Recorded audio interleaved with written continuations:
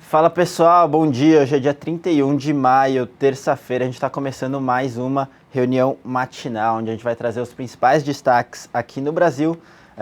Lá fora também a gente vai passar pelo painel corporativo e também o fluxo aqui na XP e fluxo na mesa de BTC, mesa de aluguel.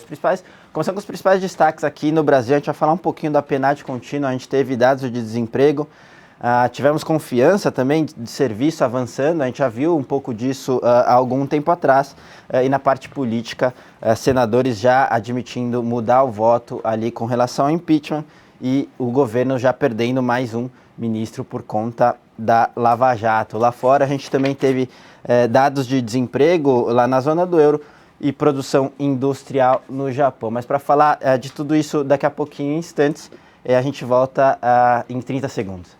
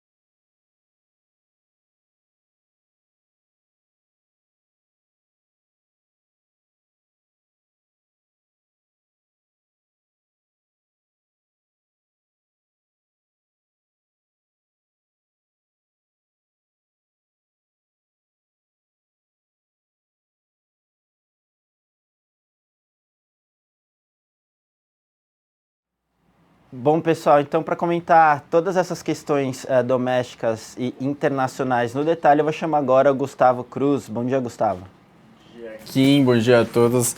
Alguns destaques agora começando pela parte internacional, onde a gente estava com as bolsas divergindo. As bolsas na Ásia tiveram uma alta bem forte, as bolsas na Europa em queda, mesmo com diversos indicadores sendo apresentados tanto numa região quanto na outra. Começando pela parte da Ásia, só para explicar por que as bolsas fecharam em alta. Tem uma especulação de que o índice MSCI pode em breve adicionar ações das empresas chinesas, o que daria mais um número de negociação bem maior. Então isso poderia fazer com que os mercados, que estão bem preocupados com a situação do país, com a desaceleração do país, ficassem um pouco menos cautelosos, um pouco mais dispostos a risco, o que favoreceu as bolsas não só na China, mas na Ásia inteira, mas como influencia diretamente a China, foi liderado pela China essa alta das bolsas asiáticas. Antes de sair do continente, a gente teve resultados de produção industrial no Japão, segundo mês de surpresa, segundo mês o revenue positivo, então alta de 0,3% em abril, depois de um crescimento de 3,8% em março, a expectativa novamente era de queda, era a expectativa de queda de 1,5%, então estado vindo bem no Japão, produção industrial recuperando. Agora sim, indo para a zona do euro, indo para a Europa, as bolsas por lá estão mais cautelosas, porque a gente vai ter reunião do Banco Central Europeu nessa quinta-feira. Também a gente tem reunião da OPEP, os mercados já estão um pouco mais prestando mais atenção nos acontecimentos. Na sexta-feira a gente tem relatório de emprego nos Estados Unidos e com a fala da Yellen na semana passada, as bolsas já estão um pouco mais aversas a risco, botando no preço que o Fed realmente pode subir juros agora em junho ou julho, devido a essas falas recentes de dirigentes do Fed, mas o que a gente viu hoje nos indicadores não foram tão ruins. A gente continua com o desemprego da zona do euro estável, no menor nível desde 2011, em 10,2%, sendo que nesse mês teve uma queda ligeira de 63 mil pessoas de desempregadas a menos. Então eles continuam com 16,4 milhões de pessoas desempregadas na zona do euro inteira. Daqui a pouco é interessante guardar esse número para comparar, que a gente teve PNAD contínua. A gente tem quase o mesmo número de desempregados no Brasil do que a zona do euro toda. Na zona do euro a gente também teve a base monetária divulgada hoje pela manhã, só para passar rapidamente, passou uma alta de 4,6% em abril, quando esperado era 5%. Mas de qualquer forma, continua em alta, continua refletindo bastante do movimento de relaxamento da região. E antes de ir para a parte doméstica, só uns destaques na Alemanha, a maior economia da região, teve as vendas no varejo recuando 0,9%, enquanto esperado era alta de 1,3%, e a taxa de desemprego passando de 6,2% para 6,1%, 11 mil desempregados a menos na região. Agora sim, indo para a parte doméstica, então continuando ainda no assunto desemprego. PNAD continua de hoje 11,2% no trimestre encerrado em abril, bem pior do que estava um ano atrás, queda de 3,2%, então a gente está 3,2% a mais do que ano passado, acima dos 11,1% esperados para o mês agora, então um pior resultado para a série desde 2012. A população desocupada já está em 11,4 milhões de pessoas no Brasil, e a população ocupada também está recuando 1,1%, caindo para 90,6 milhões. Aí abrindo os dados, a gente está vendo a renda caindo, a gente está vendo a população carteira assinada, então a informalização novamente voltando, carteira assinada caindo 1,8%, e a perspectiva não é de melhora para os próximos meses. A expectativa é justamente que a taxa de desemprego continue prosseguindo até continue atingindo até 13%, algo em torno disso até o final do ano, até o ano que vem. Para o outro indicador do dia, a gente teve confiança de serviços, que seguiu as outras confianças apresentadas pela FGV na semana passada. Então, assim como todas, a confiança de serviços avançou em maio, muito por conta do processo de impeachment, muito refletindo isso. Então, alta de 1,2 ponto, atingindo o melhor nível da série desde julho de 2015, principalmente impactado, obviamente, pelo índice de expectativas, que teve uma alta de 3 pontos, o índice de situação atual que até recuou, 0,7 pontos. Agora, indo para os destaques da política, a gente teve mais um ministro do governo Temer sendo demitido, pedindo demissão, o Fabiano Silveira, ministro da Transparência, principalmente pelos comentários dele sobre a Operação Lava Jato e sobre ele orientando o Renan Calheiros sobre o inquérito do STF. E o outro destaque da política fica com os dois senadores que estão cogitando mudar o seu voto de impeachment. Então, dois que tinham votado a favor do impeachment, o Romário, do PSB, e o Assir Guscas, do PSPDT, eles cogitam agora, segundo a informação do jornal O Globo, mudarem na próxima votação para serem contrários ao impeachment. As motivações são diferentes. No caso do senador do PDT, ele estava sendo ameaçado de ser punido pelo partido por ter votado contra a orientação do partido, então ele pode voltar atrás. Segundo o presidente do PDT, ele já tem uma carta falando que o senador vai mudar seu voto. No caso do PSB, é diferente a motivação. O PSB já está mais com uma bandeira de novas eleições, então o Romário poderia defender isso e mudar seu voto.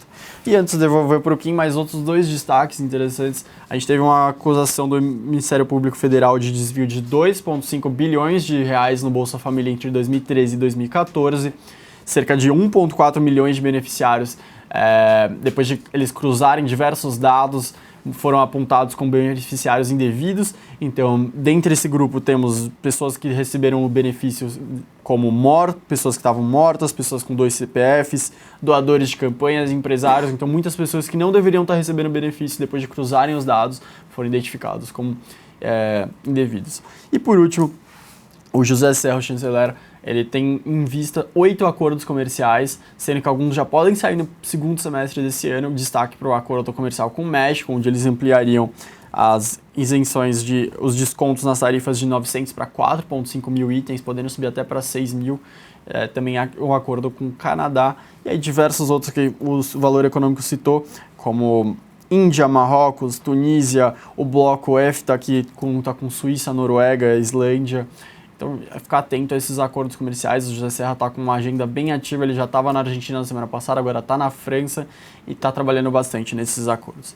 Agora assim, devolver para o Kim, só ficar atentos que a gente tem reunião do Conselho Monetário Nacional às 3 horas da tarde.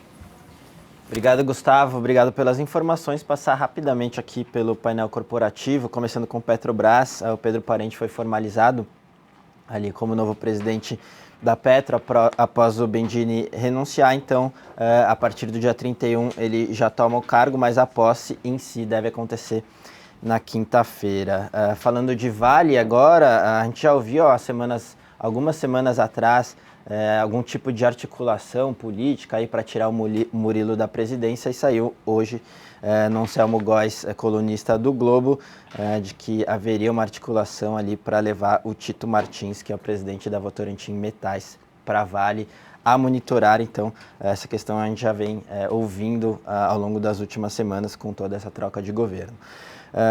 Indo para a BR Foods, que os executivos tiveram uma reunião essa semana com o presidente da Argentina, o Macri, e comentaram sobre possíveis investimentos ainda esse ano em plantas lá na Argentina, cerca de 200 milhões de dólares. E para fechar, Embraer, de novo, a gente já viu também isso nas últimas semanas, comentando sobre a Bombardier conseguindo alguns subsídios do governo canadense. E só para a gente lembrar, recentemente a Bombardier ganhou uma concorrência com a Embraer referente à Delta, então cerca de 75 jatos ali, mais opção de compra. Fazia muito tempo que eles não ganhavam, então a Embraer batendo nessa tecla aí do governo canadense, ajudando e dando subsídio. Bom, na parte corporativa é isso, pessoal. Passar para a parte de fluxo aqui na XP.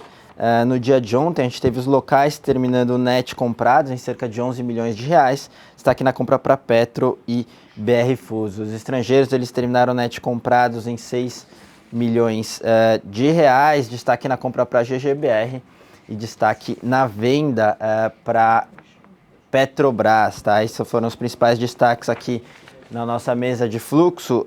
E para terminar, nossa mesa de aluguel, mesa de BTC, ainda muita demanda por B2W e Estácio. Lembrando que vai ter rebalanceamento do MSCI, então isso tem muito a ver com essa demanda, de novo, de B2W e Estácio. Vou perguntar aqui para a produção se está tudo certo para fazer o link e chamar já o Thiago Salomão para falar dos principais destaques ali na Infomoney. Bom dia, Thiago.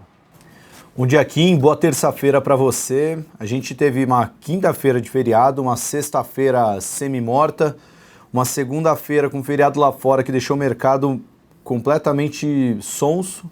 E nessa terça-feira a gente já está vendo uma enxurrada de notícias no campo político, corporativo e até dentro da Bolsa, né? Você citou agora o MSCI, todos os eventos que devem trazer um grande impacto, né? Nos minutos iniciais, agora são 10 horas e 27 minutos, o Ibovespa Futuro cai 0,27, o Ibovespa Vista cai 0,36, o movimento ainda tímido, mas provavelmente a gente vai ter um pregão bem mais agitado do que a gente teve nas duas últimas sessões. Ontem um volume de 2 bilhões de reais, o mercado parecia que não voltou do fim de semana, né?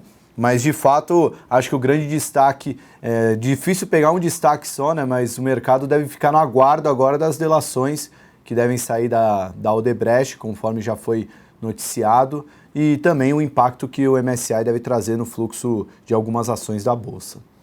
Isso aí, Salomão. Também comentar não só isso, né? Também a parte do governo ali, já perdendo mais um ministro. A gente está vendo justamente a questão da Lava Jato, delações já impactando nesse governo, que ainda não atinge o Temer, mas enfraquece, aí perde peças-chave ali na articulação e também em termos de sinalização de força do governo. Também teve a questão lá dos senadores, né? Alguns senadores já revendo o voto, então você tem aí algumas notícias negativas ali no campo político e realmente essa questão de MSCI em termos de fluxo, mas é isso aí, a gente vai continuar monitorando ao longo do dia todo o desdobramento dessas questões, mas eu vou ficando por aqui agora, deixar com o Thiago. Bom dia para todo mundo. Bom dia, Thiago, é com você.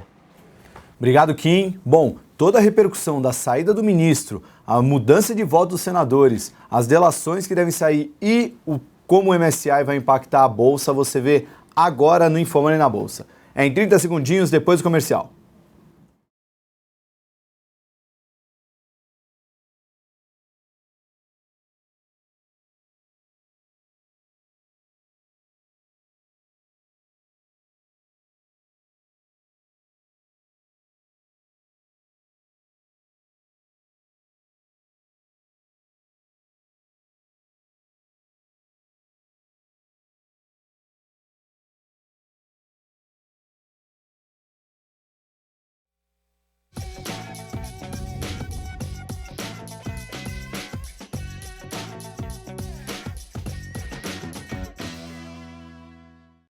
Olá, investidor, começando Infomoney na Bolsa nessa terça-feira, 31 de maio de 2016. Último pregão de maio, um pregão que continua em queda até o momento, mas que marca um mês bem negativo para a Bolsa, para quem se acostumou a ter a euforia do mercado nos meses de março e abril. Está vendo nesse mês um fechamento próximo de 10% de queda. Nesse momento, o Ibovespa cai 9,53% no mês.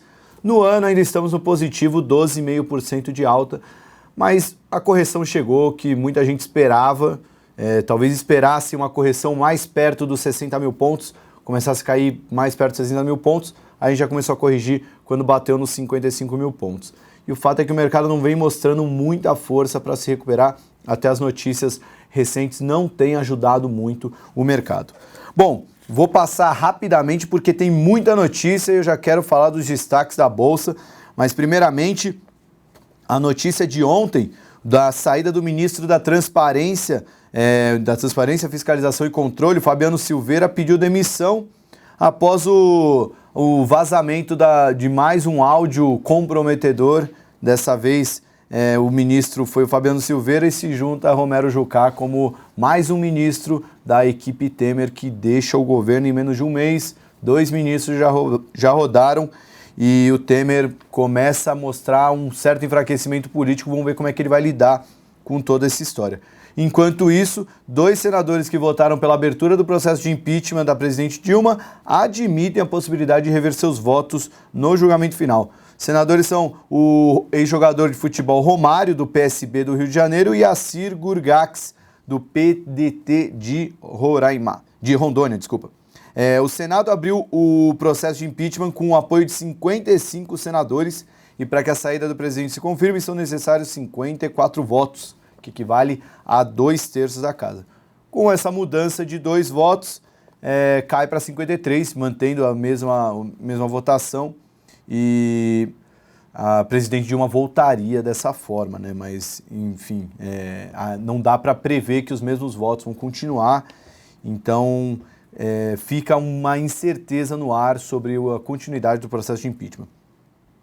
Justificando a mudança, o Romário falou que meu voto foi pela admissibilidade do impeachment, ou seja, pela continuidade da investigação para que pudéssemos saber se a presidente cometeu ou não crime de responsabilidade. Porém, assim como questões políticas influenciaram muitos votos na primeira votação, todos esses novos fatos políticos irão influenciar também. Meu voto final estará amparado em questões técnicas e no que for melhor para o país, disse Romário. Ainda só falando, a gente já falou de ontem, né, da saída do ministro. Ontem eu estive no primeiro evento do Henrique Meirelles ao empresariado paulistano, aqui na região do Itaim. Meirelles se reuniu com empresários na Câmara Brasil e França de Comércio. Ele reiterou praticamente as medidas que ele já vinha anunciando desde a semana passada, apenas mudou o tom sobre Fundo Soberano, falou que não era urgente, falou que não, agora mudou para não ter pressa para extinguir. Com isso, as ações do Banco do Brasil até tiveram uma recuperação no pregão de ontem, mas ele vem reiterando a importância de manter a transparência, de manter o realismo nas projeções. E teve até um debate interessante com metáforas futebolísticas dele com o ex-ministro Furlan, que o Furlan criticou que ele colocou muita defesa e meio de campo nessas medidas, mas sem atacantes. E o Meirelles falou que a meta agora é não tomar gol para depois pensar em atacar. Sobre as notícias de hoje, as delações, né, após 4 meses de conversas. Só atualizar aqui que acabou de chegar no meu app da Infomoney. Ibovespa cai após segunda baixa do governo Temer em 19 dias. E o dólar sobe para 3,588. Para quem não tem o app da Infomoney, ainda disponível só para iPhone, ainda não tem para Android, mas quem já tem o iPhone, já baixa o app da Infomoney que vocês vão receber as informações do mercado em primeira mão. Falando agora das relações, após meses de conversa, o Odebrecht e o Ministério Público assinaram na quarta-feira passada o documento que formaliza a negociação da delação premiada e de leniência da empreiteira Odebrecht pela Operação Lava Jato. Segundo informações da jornalista Mônica Bergamo da Folha, a empreiteira se comprometeu oficialmente a dar detalhes do financiamento de campanhas majoritárias recentes com as quais colaborou, o que deve atingir os 3 principais partidos políticos do Brasil. Ou seja, agora a gente vai entender exatamente como é que foram as doações dos financiamentos de campanha feitos pela Odebrecht. Ainda sobre o ex-presidente da Transpetro, Sérgio Machado, agora o Expedito Machado, filho mais novo do Sérgio, seguiu os passos do pai para fazer acordo de delação premiada pela Operação Lava Jato. Segundo informações do jornal Estado de São Paulo, Expedito Machado, neto, conhecido como Didi, resolveu colaborar com a Justiça após as investigações o identificarem como operador da cúpula do PMDB no Senado. Ele era o tradicional laranja, né, que cuidava das transações. Ele trabalhava em Londres, então ele cuidava das transações do dinheiro para a Europa. Bom, no campo político já tem bastante coisa. No campo econômico, a gente teve duas novidades. Saiu hoje a PNAD contínua, mostrou que o desemprego aumentou para 11,2% no trimestre encerrado em abril. A expectativa era de 11% e ela investiga 211.344 domicílios particulares em aproximadamente 16 mil setores, distribuídos em cerca de 3.500 municípios. Essa PNAD contínua é diferente dos outros dados de emprego, mas mostrou um resultado muito ruim, um crescimento para 11,2%, a expectativa era de 11%, mais desempregados no trimestre encerrado em abril. Além disso, o resultado fiscal, após o resultado primário do governo central mostrar superávit de 9,7 bilhões em abril, os investidores olham hoje para o resultado consolidado das contas públicas para o mesmo mês referente a abril. O dado sai às 10h30 e deve mostrar o superávit de 1,9 bilhão, segundo estimativa compilada pela Bloomberg. Para fechar, falar do MSCI, para quem não conhece, é um índice de ações do MSCI Brasil, é um índice de ações que muitos fundos de investimento só podem aplicar em ações que estão no MSCI, né? Então muitos fundos acompanham esse índice, por isso que quando há uma mudança de participação, um aumento, uma diminuição ou até uma saída ou entrada de uma ação brasileira nesse índice, o impacto no mercado é imediato. Mas há um delay, né, uma janela de tempo entre a prévia do índice e a definição. E geralmente nessa janela acontece um movimento que vai ser deflagrado. Se a ação vai sair entre a prévia e a definição, o papel tende a cair. Por isso que até brincam que é um dos trades mais fáceis do mundo, porque você já praticamente opera na segurança, né? Não é certeza que o papel vai cair nesse período, mas na maioria das vezes o papel segue numa tendência, então acaba sendo um trade com um risco um pouco menor. E o que esse MSCI deve trazer agora? O rebalanceamento vai ser na quarta-feira e serão retirados os papéis da Estácio, B2W, enquanto a ASTT, a TIET 11, vai ser incluída. Vamos dar uma olhada como é que estão esses papéis, que acho que vale a pena já começar nosso radar aqui com esses papéis. Ó, Estácio caindo bem forte, 2,6%, cotado a 11,10%. A B2W cai 5,4%, desabando a B2W, enquanto a ASTET está subindo 0,21%, ou seja, não é uma alta impressionante, mas está com uma reação positiva, enquanto os outros dois papéis caem muito forte. Então o impacto a gente já está percebendo, vale a pena acompanhar ao longo do pregão e também amanhã a definição. É sempre importante ter anotado no calendário quando que vai ser anunciada os rebalanceamentos do MSCI, que costuma fazer preço no mercado e às vezes até gera uma oportunidade relativamente segura no mercado financeiro, já o mercado da Bolsa Brasileira, que de seguro não tem nada, né? Bom, vamos dar uma passada nas maiores altas e baixas do Ibovespa nesse momento, 10 horas e 18 minutos, horário de Brasília. Ibovespa caindo 0,40% a 48.767 pontos. Com isso a gente está fechando o mês com queda de 9,04%, o ano continua com alta de 12,5%. Maior alta do Ibovespa, altas modestas, ficam com BRF, Fibra e Natura subindo entre 1% e 1,3%. Petrobras também aparece subindo 0,76%, Semig 0,74%, mas um movimento bem sutil. Já na ponta de baixo, os papéis caem, Estácio e Smiles caem mais de 2%, a Vale cai 1,96% ordinária e 1,76% preferencial. Klabin, TIM, Lojas Americanas, CESP, Ultrapar e MRV caem entre 1,5% e 1%, dia predominantemente negativo. Das 61 ações que fazem parte do Ibovespa, apenas 18 ações não estão caindo, mercado predominantemente em queda nesse começo de pregão. Bom, antes de me despedir, queria destacar algumas notícias do noticiário corporativo. A primeira notícia triste sobre Vale, triste no sentido de mais polêmica envolvendo Mariana. Segundo informações da Folha de São Paulo, que utilizou um relatório da Polícia Federal, que o jornal teve acesso, a Vale adulterou dados sobre o volume de lama que ela jogava na barragem da Samarco depois do acidente no local, reduzindo a quantidade de resíduo. Segundo o relatório, a Vale revisou os dados dos últimos 5 anos sem alterar os dados de produção na região. Em resposta a isso, a Vale disse que realizou uma auditoria nos dados informados anteriormente ao governo e fez alterações para corrigir o que era necessário, acrescentando que essas mudanças foram informadas à PF e ao Ministério Público Federal. Já a Polícia Federal disse que a Vale fez isso para adulterar os números e dificultar as investigações.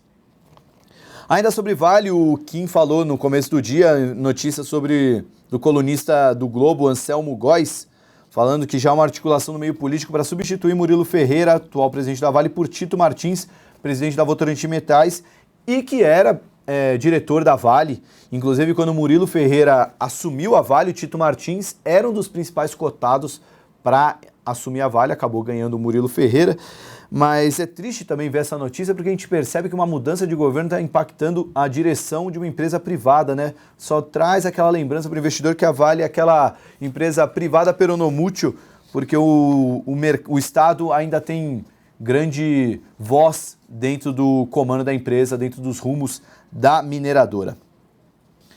Bom, para fechar o noticiário de Vale, o BTG fez uma avaliação sobre o cenário da companhia após as fortes quedas. Ele segue com recomendação neutra para as ações da Vale, ressaltando que a volatilidade dos preços do minério de ferro reduz a visibilidade do case de investimentos. Além disso, os próximos 2 anos serão bem desafiadores para a empresa. Bom, falamos de Vale, vamos falar de Petrobras também. O Conselho de Administração aprovou a indicação do engenheiro e ex-ministro Pedro Parente. A indicação foi feita pelo presidente interino Michel Temer e o Pedro Parente deve se tornar presidente da companhia, substituindo Aldemir Bendini, que renunciou ao cargo. Segundo fontes, o Parente deve assumir já na terça-feira a presidência, já no dia 2, quinta-feira, a presidência da Petrobras. Ainda falando sobre mudanças nas empresas, a CSN disse que o executivo David Salama acumulará o cargo de diretor executivo de relações com investidores da CSN após o Paulo Caffarelli deixar o cargo, de acordo com a ata da reunião, a reunião que foi realizada na última segunda-feira. O Caffarelli, que renunciou ao cargo, deve assumir a presidência do Banco do Brasil. E ainda falando de Banco do Brasil, o Bendini, que já foi presidente do Banco do Brasil, já foi da Petrobras, foi cotado ontem para assumir a Cielo. Notícia que foi muito mal vista em algum momento do pregão. A Cielo chegou a cair mais de 3%. Fechou com uma queda mais modesta, mas é um ruído que o mercado não gostou. Um executivo de natureza estatal, né, tem histórico em empresas estatais, indo para uma das grandes titãs da Bolsa. O mercado não viu com bons olhos. Bom, de BRF, que estava entre as maiores altas, vale a pena citar que a empresa teve uma reunião, executivos da empresa com o presidente da Argentina, Maurício Macri, e reafirmaram a disposição de continuar investindo no país.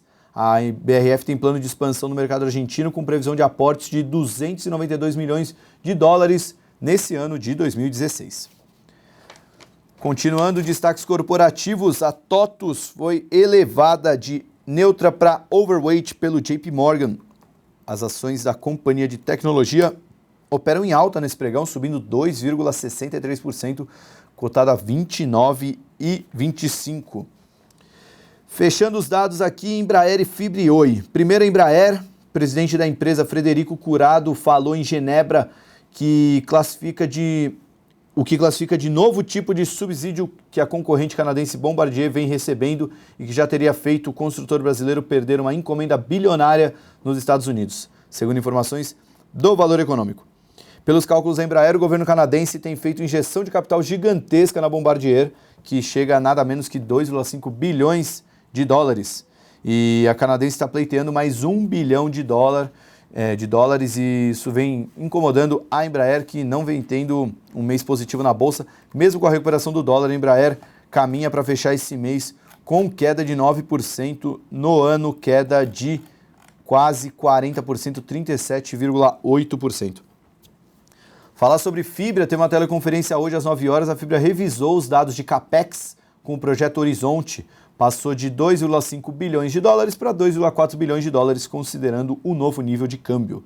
Além disso, a Fibra anunciou um aumento de preços do insumo com validade a partir de 1º de junho. Os preços subirão para $710 a tonelada na Europa, $870 na América do Norte e $550 na Ásia.